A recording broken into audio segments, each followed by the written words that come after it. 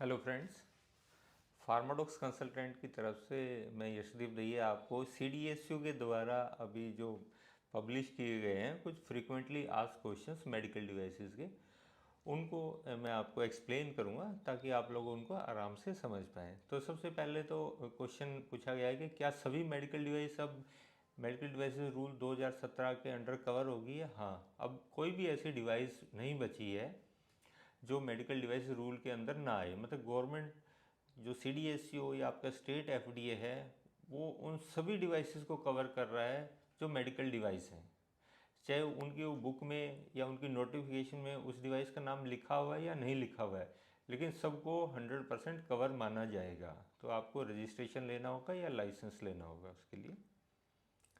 फिर पूछ रहे हैं कि जो जब हमारी मेडिकल डिवाइसेस का ये रूल आया था तब इन्होंने एक GSR 102E में कहा था कि आप सबका रजिस्टर करा लीजिए। तो उसमें क्लास A भी थी, B भी थी, C भी थी, D भी थी, तो सबको रजिस्टर कराने के लिए बोला गया था। तो क्या वो रजिस्ट्रेशन अब भी वैलिड है? तो गवर्नमेंट ने कहा भी जो क्लास A के जो आपके नॉन स्टाइल और नॉन मेजरिंग प्रोडक्ट्स थे ना, उनकी तो वैलिड है, लेकिन जो क्लास B, C और D की जिसने भी रजिस्ट्रेशन कराई थी तो अब वो इनवैलिड हो चुकी है, क्योंकि अब उसके लिए गवर्नमेंट ने कहा कि आपको लाइसेंस लेना होगा, जो लास्ट डेट थी वो जा चुकी है इसकी। ठीक है। अगला क्वेश्चन है कि अभी मेडिकल डिवाइस रूल 2017 को मैं कहाँ से डाउनलोड कर सकता हूँ? तो इसके लिए आप CDSU की वेबसाइट पे जा सकते हैं, तो वहाँ से आप इसको डाउनलोड कर सकते हैं। उसके बाद क्या मेडिकल डिवाइसेस जो हम लाइसेंस लेते हैं उनको जानवरों के लिए यूज़ कर सकते हैं? हाँ, आप उनको चाहे इंसानों के लिए यूज़ करो चाहे आप जानवरों के लिए यूज़ करो, वो आपकी मर्जी है। तो मेडिकल डिवाइस को लाइसेंस कौन कौन देता है, मतलब कौन ऑथराइज है लाइसेंस देने के लिए? तो उन्होंने इसके बारे में बताया कि जो हमारा CDSU है वो हमारा क्लास C और D की मैन्युफैक्चरिंग के लाइसेंस देने के लिए और सभी प्रकार के टेस्ट लाइसेंस देने के लिए और इंपोर्ट लाइसेंस देने के लिए ये रिस्पॉन्सिबल है। इसके अलावा जो हमारा स्टेट ड्रग कंट्रोलर है वो हमारे को क्लास A और B के लाइसेंस देने के लिए या उनके अन्य जो डॉक्यूमेंट्स होते हैं, फ्री सेल, मार्केट स्टैंडिंग वगैरह, तो उन सबको जारी करने के लिए वो ऑथराइज है।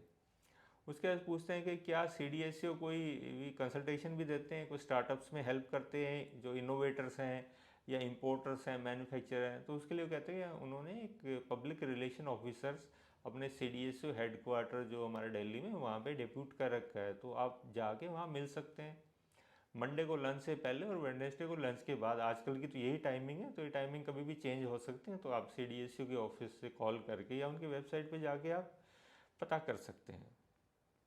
अब कहते हैं कि भाई हमारे को एप्लीकेशन कैसे जमा करानी है CDSU में मेडिकल डिवाइस के लिए? तो डिपार्टमेंट ने कहा है कि आपको जाना है या तो CDSU MD ऑनलाइन पे या NSWS national single window system, तो ये दो वेबसाइट्स हैं, इन पे आप जा सकते हैं। और फिर क्वेश्चन पूछा गया प्लांट मास्टर फाइल कैसी बनानी है, उसके अंदर क्या कंटेंट्स होने चाहिए? तो प्लांट मास्टर फाइल अगर आपने बनानी है तो ये आपके अपेंडिक्स 1 में दी हुई है, 4th शेड्यूल के अंदर। जो मेडिकल डिवाइसेस रूल 2017 है ना, उसका 4th शेड्यूल है। 4th शेड्यूल के अंदर अपेंडिक्स 1 दिया हुआ है, उसके अंदर पूरा फॉर्मेट दिया हुआ है प्लांट मास्टर फाइल में आपको क्या क्या लिखना है। इसके बाद अगला क्वेश्चन हमारा आता है कि क्या कोई कंसल्टेंट आके अपनी किसी कंपनी की फाइल का स्टेटस CDSU वालों से पूछ सकता है? तो इन्होंने कहा है कि नहीं पूछ सकता, लेकिन ऑथराइज होगा ना, अगर उसके बाद अथॉरिटी लेटर होगा तो वो पूछ सकता है। तो आप जब भी जा रहे हैं वहाँ पे एज ए कंसल्टेंट तो आपका अथॉरिटी लेटर लेके जाना है। और डिफरेंट एप्लीकेशंस जिसको भी लगानी है तो उसको क्या क्या कागज़ देने चाहिए एप्लीकेशन के साथ, अगर वो इंपोर्ट लाइसेंस ले रहा है या मैन्युफैक्चरिंग लाइसेंस ले रहा है। तो इसके लिए उन्होंने कहा कि भी हमने चेकलिस्ट दे रखी है। वैसे मेन डॉक्यूमेंट्स यही होते हैं कि आपकी कंपनी के डॉक्यूमेंट्स हो गए, जैसे पार्टनरशिप या MOA या GST हो गया, आपके टेक्निकल स्टाफ के डॉक्यूमेंट्स हो गए, आपके प्रीमाइसिस का रेंट एग्रीमेंट या रजिस्ट्री होगी, आपके पास ऑलरेडी कोई लाइसेंस है तो वो हो गया, आपका चलान हो गया, device master file, plant master file होगी, टेस्ट प्रोटोकॉल्स हो गए, लेआउट हो गया आपका, लिस्ट ऑफ मशीन। तो इस तरह के कुछ डॉक्यूमेंट्स हैं जो आपको देने होंगे। डिटेल में आप चाहें तो हमें व्हाट्सअप कर सकते हैं, हम आपको ये सारी चीज़ें भेज देंगे फ्री ऑफ चार्ज। और हमारी कंपनी फार्माडॉक्स कंसल्टेंट मेडिकल डिवाइस के प्लांट सेटअप करने और लाइसेंस लेने में पूरी हेल्प करती है। मोर देन 100 प्लांट्स हम सेटअप करा चुके हैं और उनके लाइसेंसेस भी हम लोग करा चुके हैं। अगला है कि हमारे को क्या क्या फ़ीस पे करनी होती है डिफरेंट लाइसेंस लेने के लिए। देखिए फ़ीस की एक लंबी चौड़ी लिस्ट है। मेन मैं आपको बता देता हूँ। अगर आपने टेस्ट लाइसेंस लेना है तो उसकी फ़ीस 500 रुपये है। अगर आपको क्लास A B का मैन्युफैक्चरिंग लाइसेंस लेना है तो उसकी लाइसेंस की फ़ीस 5000 रुपये है। उसके प्रोडक्ट परमिशन की फ़ीस 500 रुपये है। अगर आपने क्लास CD का लाइसेंस लेना है तो उसकी फ़ीस आपकी 50,000 रुपये है और एक आइटम की फ़ीस आपकी 1000 रुपये है। तो ये फ़ीस की बात होगी। और इसी तरह से इंपोर्ट की फ़ीस है तो वो आप हमारी वेबसाइट से भी आप डाउनलोड कर सकते हैं फ़ीस के पूरे डिटेल्स।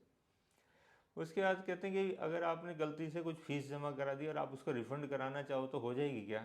तो इन्होंने कहा भी इसमें कोई प्रोविज़न नहीं है। मेडिकल डिवाइस रूल के हिसाब से फ़ीस को रिफ़ंड कराने का कोई प्रोविज़न नहीं है। तो आप जो भी फ़ीस जमा कराएं ब्रदर सिस्टर उसको बिल्कुल बड़े ध्यान से जमा कराएं, रिफ़ंड नहीं हो पाएगी। तो अगला क्वेश्चन पूछ रहे हैं कि क्या अलग अलग ब्रांड की फ़ीस अलग अलग देनी है? हाँ, अलग अलग देनी है। अगर मैन्युफैक्चरर अपनी डिवाइस को किसी प्राइवेट लैब से टेस्ट करवा सकता है क्या? हाँ, करवा सकता है। जो भी लैब ऑथराइज है ना, जिनको मेडिकल डिवाइस टेस्टिंग लैब का लाइसेंस है, जिनके पास MD40 जिनके पास है, आप वो उनसे टेस्ट करवा सकता है। फिर कहते हैं कि आपको अगर मेडिकल डिवाइस और ऐड करानी है, आपने लाइसेंस ले लिया, मैं और ऐड कराना चाहता हूँ अपने लाइसेंस, तो उसके लिए मुझे क्या करना पड़ेगा? तो उसके लिए हमें इंडोर्समेंट करनी पड़ेगी, ऑनलाइन जाना पड़ेगा वेबसाइट पे CDSCO की। और अगला क्वेश्चन ये पूछ रहे हैं कि टेस्टिंग के लिए आप कौन सा लाइसेंस प्रोवाइड कराते हैं या कौन सा लाइसेंस लेना होता है हमारे को? तो आपको जो भी टेस्टिंग करनी है ना, आपको टेस्ट लाइसेंस लेना पड़ता है वो MD13 पे लेना पड़ता है मैन्युफैक्चरिंग के लिए। आपको इंपोर्ट के लिए MD17 पे लेना पड़ता है। उस पर लेके आप अपना टेस्ट कर सकते हैं और फिर बाद में आप अपना मैन्युफैक्चरिंग लाइसेंस या इंपोर्टेड लाइसेंस ले सकते हैं। और इसकी वैलिडिटी क्या है? टेस्ट लाइसेंस की वैलिडिटी क्या है ये पूछेगी। तो टेस्ट लाइसेंस की वैलिडिटी 3 इयर्स है। और एक क्वेश्चन और पूछा है कि CMDTL क्या है? तो इसका मतलब है central medical device testing laboratory. तो मतलब एक गवर्नमेंट की लैब है, तो जहाँ पे सारे ड्रग इंस्पेक्टर जो भी सैंपल उठाते हैं तो वहाँ पे भेजते हैं टेस्ट करने के लिए। आप चाहो तो अपने प्रोडक्ट भी वहाँ भेज सकते हैं। उसके बाद है कि चेंज ऑफ कॉन्स्टिट्यूशन किसको कहा जाएगा CDSCO के जो MDR 2017 के रूल के हिसाब से? तो इसके अंदर होता है कि जैसे आपकी कोई फर्म है, मान लो प्रोप्राइटरशिप फर्म है, अगर आपने उसे पार्टनरशिप कर दिया या पार्टनरशिप है उसको प्राइवेट लिमिटेड कर दिया, लिमिटेड कर दिया, इसके अलावा उसके शेयर्स में 50% से ज़्यादा फ़र्क आ जाए, मतलब 50 किसी बंदे 50% से ज़्यादा तो मालिक बदल जाए या 50% से ज़्यादा उसके शेयर्स चेंज हो जाएं, तो इसको आप चेंज ऑफ कॉन्स्टिट्यूशन कहा जाता है। तो चेंज ऑफ कॉन्स्टिट्यूशन में क्या नया लाइसेंस लेना पड़ेगा? हाँ जी, ये कह रहे हैं नया लाइसेंस लेना पड़ेगा। भाई चेंज ऑफ कॉन्स्टिट्यूशन होने के 45 दिन के अंदर अंदर तो उनको बता दो आप, ठीक है, और 180 दिन के अंदर अंदर आप एप्लीकेशन डाल दो वहाँ पे। और AB के लिए ऑडिट कौन करेगा? तो उसके लिए उन्होंने बताया कि नोटिफाइड बॉडी करेगी। नोटिफाइड बॉडीज़ की पूरी लिस्ट है, वो CDSCO की वेबसाइट पे है। उसके बाद अगर कोई डिवाइस हमारी, हम कहते हैं हमने तो ISO स्टैंडर्ड के अकॉर्डिंग टेस्ट करवा ली और उसका BIS स्टैंडर्ड भी मार्केट में अवेलेबल है या गवर्नमेंट ने दिया हुआ है, तो हमें BIS स्टैंडर्ड के अकॉर्डिंग टेस्ट करना पड़ेगा। तो गवर्नमेंट कह रही है हाँ, अगर आपने इंडिया में माल बेचना है तो आपका प्रोडक्ट BIS स्टैंडर्ड से कंप्लाई करना चाहिए। एक्सपोर्ट करना तो आपकी मर्जी है। अगर आपके पास BIS स्टैंडर्ड है ही नहीं मार्केट के अंदर तो आप कैसे टेस्ट करेंगे? तो भाई आप ISO को फॉलो कर लीजिए या IEC को फॉलो कर लीजिए। अगर वो भी नहीं है तो अपना ही कोई आप एक स्पेसिफिकेशन बना लीजिए अपने प्रोडक्ट की, उसके अकॉर्डिंग आप अपना टेस्टिंग कीजिए। तो अगर अगर कोई क्लास CD का लाइसेंस अप्लाई करता है तो उसकी इंस्पेक्शन कितने दिनों में हो जानी चाहिए? 60 दिन में हो जानी चाहिए, CDSCO वाले कहते हैं, लेकिन डॉक्यूमेंट सही होने चाहिए, उनकी कोई क्वेरी ना रह जाए। फिर अगर आपको मान लो एक बल्क पैक आप दे रहे हैं तो उसके साथ जो लीफलेट देते हैं ना, इन्फॉर्मेशन फॉर यूज़, या IFU या ब्रोशर वगैरह जो देते हैं कि प्रोडक्ट को कैसे यूज़ किया जाए, तो वो अलग अलग देना पड़ेगा हर प्रोडक्ट के लिए। तो वो कहते हैं कि भाई आप जैसे बेच रहे हो ना, आगे मान लो एक पेशेंट को आप बल्क में बेच रहे हो तो एक IFU बहुत है। लेकिन आप सिंगल सिंगल अलग अलग अलग बेच रहे हो ना, तो सबके साथ जाना चाहिए, ठीक है। और फिर पूछते हैं कि क्या अभी हम डिजिटल दे सकते हैं या IFU, मतलब जैसे ना बार कोड स्कैनर वगैरह होते हैं कि उसको स्कैन करो तो वो जैसे होटल में जाते हैं ना मेनू निकल के आ जाता है, अभी स्कैन करते हैं क्या क्या, इसी तरह इसको हम स्कैन करेंगे दवाई के ऊपर एक बार कोड वगैरह तो उस पर आ जाएगा इसको कैसे यूज़ करना है, क्या प्रिकॉशंस वगैरह। तो CDS कहता है हाँ आप बार कोड लगा सकते हो या अपना electronic instruction for use allowed कर दिए इन्होंने। फिर पोस्ट मार्केटिंग सर्वेलेंस को जमा कराने की जिम्मेदारी किसकी है? ये मैन्युफैक्चरर की जिम्मेदारी है या जो भी लाइसेंस होल्डर है, चाहे इंपोर्टर है या मैन्युफैक्चरर है। फिर लेबलिंग की रिक्वायरमेंट्स क्या होनी चाहिए? मेडिकल डिवाइस पे लेबल पे क्या क्या लिखा जाना चाहिए? तो उसके लिए उन्होंने कहा कि इसके लिए मेडिकल डिवाइस रूल का चैप्टर 6 है, तो चैप्टर 6 के अंदर ये सारी बातें बताई हुई हैं कि आपको क्या क्या लिखना है। लेकिन फिर मैं मोटा मोटा आपको बता देता हूँ क्या लिखना है आपको हर एक लेवल पे। एक तो आपको अपनी मेडिकल डिवाइस का नाम लिखना है, उसके बाद आपको मैन्युफैक्चर का नाम और एड्रेस लिखना है। फिर आपको लिखना है इसमें 4 पीस है, 2 पीस है, मतलब नेट क्वांटिटी लिखनी है। फिर आपको जिस दिन ये बनी है ना तो उसका बस मंथ और ईयर लिखना है, डेट लिखने की ज़रूरत नहीं है। फिर आपको अगर आपकी अगर शेल्फ लाइफ आपको लिखनी है, लेकिन अगर आपका प्रोडक्ट नॉन स्टराइल है तो आपकी इसको शेल्फ लाइफ इस पर नॉट एप्लीकेबल हो जाएगी। मतलब जैसे फॉर एग्जांपल ऑर्थोपेडिक इम्प्लांट हो गए, नेबुलाइजर हो गए, तो वो स्टाइल नहीं होते हैं और वो ख़राब भी नहीं होते, उनका मटेरियल ही ऐसा है, तो उन पर शेल्फ लाइफ लिखने की ज़रूरत नहीं है। इसके बाद अगर आपकी मेडिकल डिवाइस के अंदर कोई भी मेडिसिनल प्रोडक्ट डले हुए हैं या बायोलॉजिकल प्रोडक्ट डले हुए हैं तो वो भी आपको मेंशन करना है। बैच नंबर लिखना है आपको, बैच नंबर, लोड नंबर वगैरह कुछ भी आपको लिखना पड़ेगा। कोई स्पेशल स्टोरेज कंडीशन है तो आपको वो भी मेंशन करना है। अगर आपका प्रोडक्ट स्ट्राइल है तो आपको लिखना पड़ेगा स्ट्राइल, और ये भी लिखना पड़ेगा गामा या ETO या कैसे आपने स्ट्राइल किया उस प्रोडक्ट को। कोई स्पेशल वार्निंग है, प्रिकॉशंस है तो वो भी आपको मेंशन करनी है। इसके अलावा अगर आप सैंपल दे रहे हैं डॉक्टर्स वगैरह को ट्रायल के लिए तो उस पर लिखना पड़ेगा physician sample not to be sold. इसके अलावा अगर वो इंडियन प्रोडक्ट है, यहाँ पे बना है, तो आपको मैन्युफैक्चरिंग लाइसेंस नंबर लिखना पड़ेगा उसके ऊपर। इंपोर्टेड में कोई मैंडेटरी नहीं है ये चीज़ का। और अगर आपका ये प्रोडक्ट इंपोर्टेड है तो आपको उसके ऊपर इंपोर्ट लाइसेंस नंबर का स्टिकर लगाना पड़ेगा, या उस पर पहले से प्रिंटेड आ जाए तो वो भी चल जाएगा। लेकिन जो बहुत सारी छोटी डिवाइस होते हैं जिस पे बहुत कुछ लिखा जाना संभव नहीं है, उसमें बहुत सारी चीज़ें आप अवॉइड कर सकते हैं, कुछ मिनिमम चीज़ें आप लिख सकते हैं। उसके लिए गवर्नमेंट ने बता रखा है कि क्या क्या कम से कम लिखना ज़रूरी है। वो मैं एक अलग वीडियो बनाऊंगा तो उसमें आपको सारी डिटेल्स में आपको समझा दूंगा। फिर कहते हैं कि रेजिडुअल शेल्फ लाइफ क्या होती है मेडिकल डिवाइसेस की। देखिए रेजिडुअल शेल्फ लाइफ होती है कि जिस टाइम वो मार्केट में आपने उसको उतारना है तो उसमें कितनी उसकी लाइफ कितनी बची हुई है।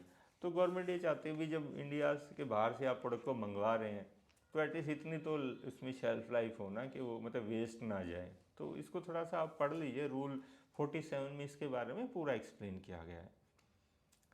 फिर वो पूछते हैं कि क्या क्या डॉक्यूमेंट्स आपको देने हैं अपने अपने क्लेम शेल्फ लाइफ के, मतलब जो भी आपने एक्सपायरी डेट दी है तो उसको आप कैसे सपोर्ट कर सकते हैं, क्या डॉक्यूमेंट आप दे सकते हैं। तो उसके लिए ये हमारे को अपना रियल टाइम स्टेबिलिटी डाटा देना है। अगर रियल टाइम नहीं हो पाया उतने दिनों का तो एक्सेलेटेड देना हमारे को, लेकिन रियल टाइम भी चालू रखना है। 6 महीने हो गए आपके एक्सेलेटेड में, ठीक है, लेकिन रियल टाइम के तो अभी 6 ही महीने हुए हैं, तो उसको आप कंटिन्यू रखना है जितनी भी देर की आप शेल्फ लाइफ देना चाहते हैं। वो कहते हैं कि 5 साल से ज़्यादा अगर आपने शेल्फ लाइफ देनी हो तो दे सकते हैं। देखिए आप वैसे तो नहीं देनी चाहिए, लेकिन अगर आप देना चाहते हैं तो आपके पास उसका डॉक्यूमेंट्री एविडेंस होना चाहिए कि आपने स्टेबिलिटी स्टडीज़ की हैं, ये आपने टेस्ट किए और आपका प्रोडक्ट क्वालिटी में भी सही है। 5 साल के बाद भी, 6 साल, 7 साल, जितना भी आप डाटा है उसका एक्सेलेटरी स्टेबिलिटी डाटा और रियल टाइम स्टेबिलिटी डाटा वो आप सारा आप वो दीजिए। अगला पूछ रहे हैं कि क्या ये मेडिकल इक्विपमेंट्स, इंस्ट्रूमेंट्स और अपैरेटस पे भी एप्लीकेबल है। तो ये इन चीज़ों पे एप्लीकेबल नहीं है। मतलब शेल्फ लाइफ आपके मेडिकल इक्विपमेंट्स पे, जैसे एक्सरे की मशीन हो गई आपकी, और CT स्कैन की मशीन हो गई, या और इंस्ट्रूमेंट्स हो गए और अपरेटस हो गए, तो उन पे एक्सपायरी डेट नहीं होगी, ठीक है। अगला पूछते हैं कि अगर किसी का हमारा real time stability data available ही नहीं है तो एक्सेलेटेड से काम चल जाएगा क्या। तो उन्होंने कहा कि एक्सेलेटेड से काम चल सकता है प्रोवाइडेड के कि आपकी रियल टाइम स्टेबिलिटी स्टडी चल रही हो, मतलब कि 6 महीने हो गए हो चाहे उसको, फिर आप उसको कंटिन्यू करें और फिर बाद में आप उसको सबमिट कर दें पूरा होने के बाद। और एक क्वेश्चन, एक और बड़ा सिंपल सा क्वेश्चन है पर काफ़ी क्रिटिकल है। वो कहते हैं कि कोई लेवल में अगर हम कोई चेंज करें तो हमें लाइसेंसिंग अथॉरिटी को बताना पड़ेगा। कहते हैं हाँ जी बताना पड़ेगा ये तो, क्योंकि 6 शेड्यूल के अंदर ये दिया हुआ है कि आप लेवल में कोई भी चेंज कर रहे हैं तो आपको अपने एफडीए को, सीडीएससी को, जिसने भी आपको लाइसेंस दिया उसको आपको बताना पड़ेगा। फिर एक क्वेश्चन पूछा जा रहा है कि मेडिकल डिवाइसेस को क्या हमारे को जीएमपी सर्टिफिकेट मिल जाएगा? नहीं मिलेगा जी, आपको जीएमपी नहीं मिलेगा। ठीक है जी। फिर कहते हैं कि आपको मेडिकल डिवाइस का WHO जीएमपी मिल जाएगा? उसके लिए भी मना कर दिया इन्होंने, नहीं मिलेगा आपको। फिर आप कह रहे हैं कि आपको non commission certificate, free sale certificate, market standing certificate वगैरह आपको कौन देगा? तो कहते हैं जिसने आपको लाइसेंस दिया वही देगा। वही अगर आपको स्टेट एफडीए ने आपको लाइसेंस दे रखा है तो मार्केट स्टैंडिंग लेने उन्हीं के पास जाइए, और अगर सीडीएसओ ने दिया तो उनके पास अप्लाई कीजिए। होता है ऑनलाइन ही अप्लाई है। बाकी मार्केट स्टैंडिंग सर्टिफिकेट की वैलिडिटी कितनी है? तो उन्होंने बताया कि 1 साल की वैलिडिटी है मार्केट स्टैंडिंग सर्टिफिकेट या एमएससी की। फ्री सेल की वैलिडिटी क्या है? तो फ्री सेल की वैलिडिटी हमारी लाइफ टाइम है, जब तक आपका लाइसेंस वैलिड है, जब तक आपका फ्री सेल वैलिड है। तो कई बार पोर्ट पे कस्टम एक्साइज वगैरह डिपार्टमेंट ये डिमांड करता है कि भाई आप अपने फ्री सेल आपका वैलिड है या नहीं है, तो आप ये FAQ आप उनको दिखा सकते हैं। उसके बाद पूछते हैं गुड लेबोरेटरी प्रैक्टिस का सर्टिफिकेट मिल जाता है क्या मेडिकल डिवाइसेस का? तो GLP उसको बोलते हैं। तो वो कहते हैं नहीं मिलता है। तो रॉ मटेरियल जो आता है उसके तो स्टैंडर्ड है नहीं है, तो उसको कैसे आपको मेंटेन करना है? तो उसके लिए वो कहते हैं कि आपको रॉ मटेरियल के अपनी स्पेसिफिकेशन वगैरह बनाइए और उसके अकॉर्डिंग आप उसको टेस्ट कीजिए और वैसे आप मेंटेन कीजिए। फिर हमारे इन्वायरमेंट कंडीशंस क्या होनी चाहिए, मतलब क्लीन रूम किसका बनाना है किसका नहीं बनाना है, हमारे को ये क्वेश्चन पूछेगा। तो क्लीन रूम देखिए आपको उसी का बनाना है जिसका हमारा 5th शेड्यूल जो मेडिकल डिवाइस रूल्स का दिया हुआ है ना, उसके अंदर 5th शेड्यूल में बताया हुआ है कि ऑर्थोपेडिक इम्प्लांट का आपने ये क्लास देनी है और कैथेटर की ये वाली क्लास देनी है, हार्ट वाल की ये वाली देनी है। तो इस टाइप से उसमें जिसका दिया उसका तो आपको वो क्लास देनी पड़ेगी। लेकिन जिसका उन्होंने दिया ही नहीं हुआ है तो भाई वो आप अपनी समझ से आप उसको वो इन्वायरमेंट प्रदान करें।